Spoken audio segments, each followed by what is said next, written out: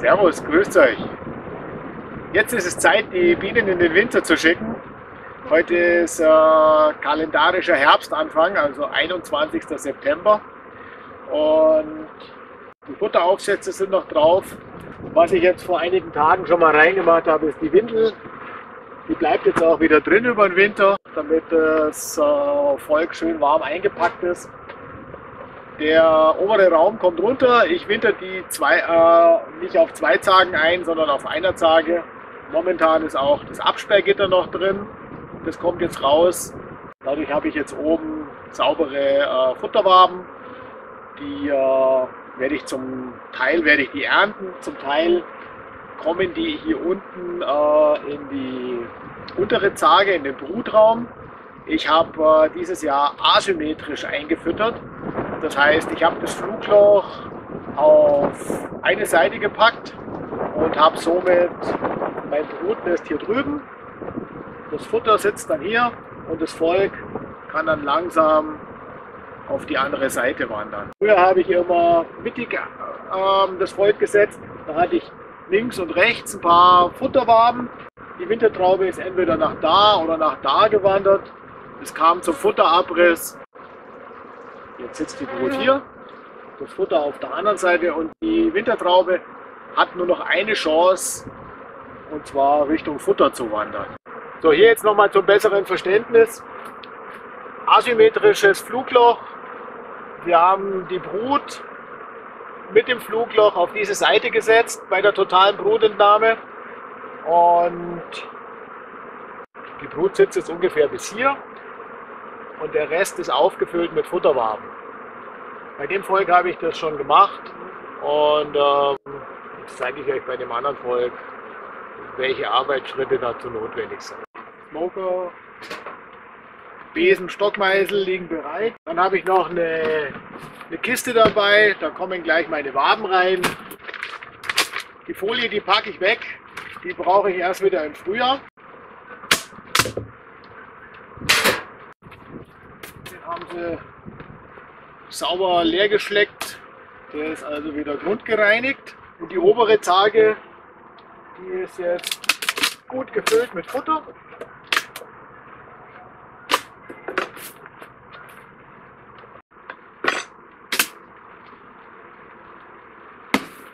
Absperrgitter ist jetzt auch raus. Jetzt, wenn ich das sauber gemacht habe, dann wird es Bestandteil vom diffusionsoffenen Deckel. Hier kann man jetzt schon ganz gut erkennen, wo die Brut sitzt. Also auf dieser Seite. Wir haben hier wahrscheinlich 4 Brutwaben. Das Flugloch, das ist hier unten asymmetrisch gesetzt. Jetzt arbeite ich mich mal von der anderen Seite an die Brut ran.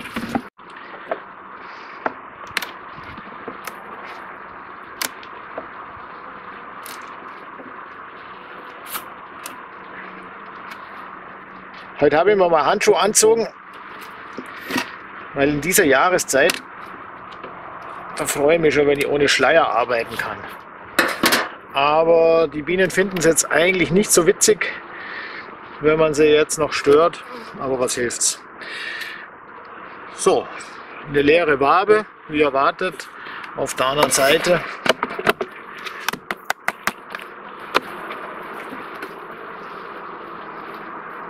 Auch diese Wabe ist leer, kein Futter drin.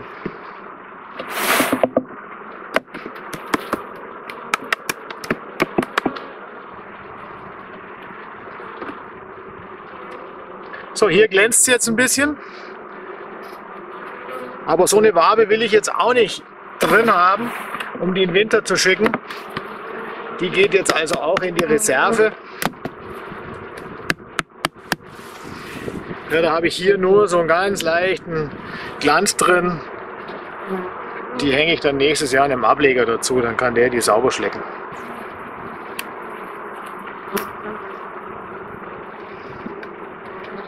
Hier haben wir jetzt schon ein bisschen mehr Gewicht, aber sieht nicht nach Brut aus. Das ist also auch so eine Futterwabe, die so ein bisschen gefüllt ist. Die fliegt auch raus.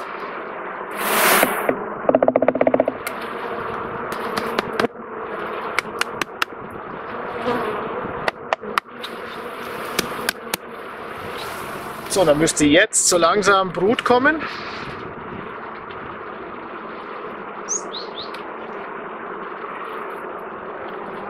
Jawohl, da haben wir das Brutnest.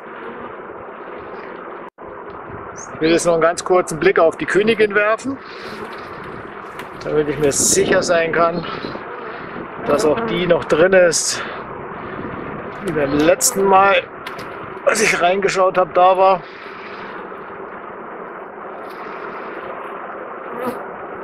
Auch ein wunderschönes Brutnest, geschlossen, die Wabe schön ausgebaut.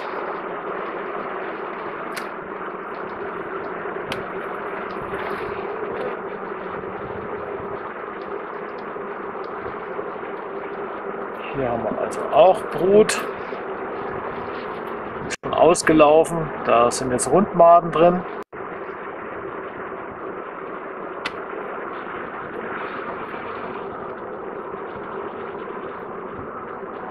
Auch hier Brut.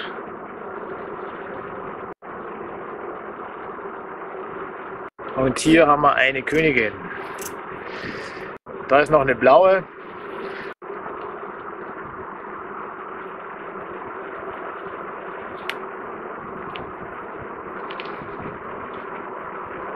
Ja, also eine blaue Königin, die ist jetzt schon 2 Jahre alt.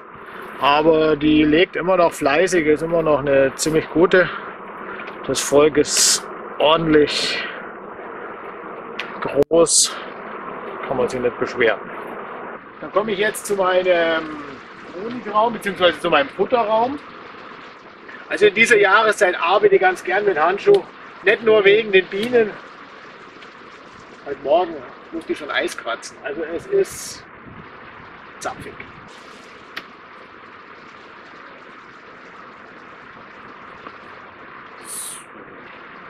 Hier habe ich jetzt eine gut gefüllte Wabe, die hat auch offenes Futter.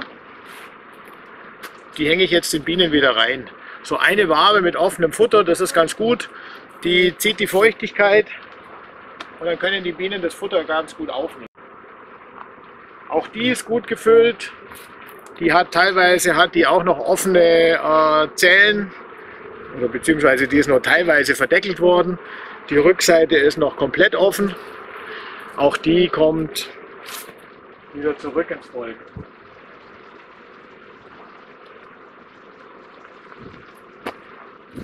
Eine Seite komplett verdeckeltes Futter, auf der anderen Seite halb verdeckelt. Auch die lasse ich Ihnen. Ich stecke die jetzt mit der offenen Seite Richtung Brutnest.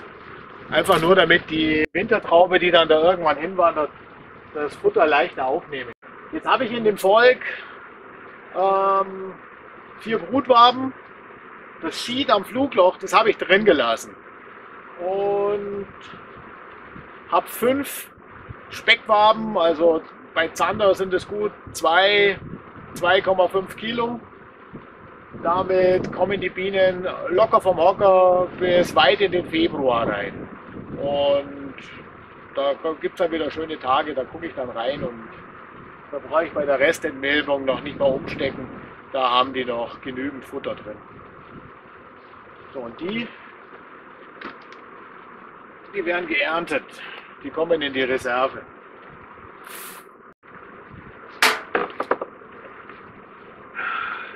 Ich erwische mich immer im Nasenloch.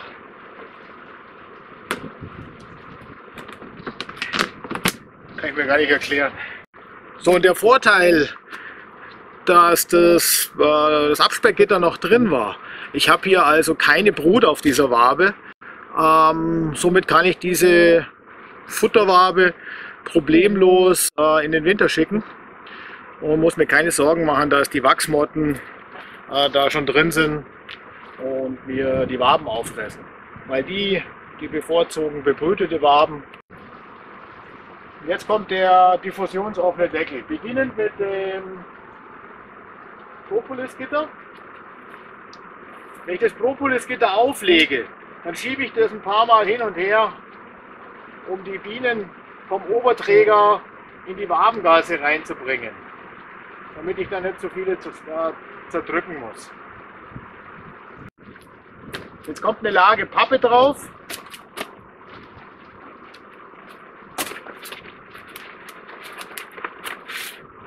von Zentimeter 2 Pappauflage.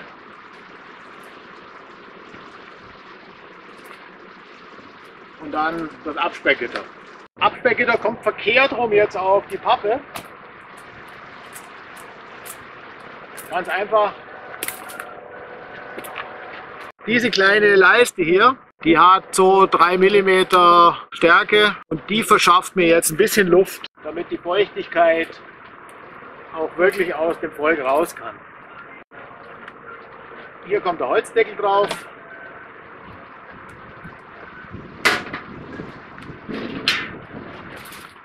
Der Wetterschutz und der Stein. Und fertig ist das Volk für den Winter. Bis zum nächsten Mal. Pfiat euch!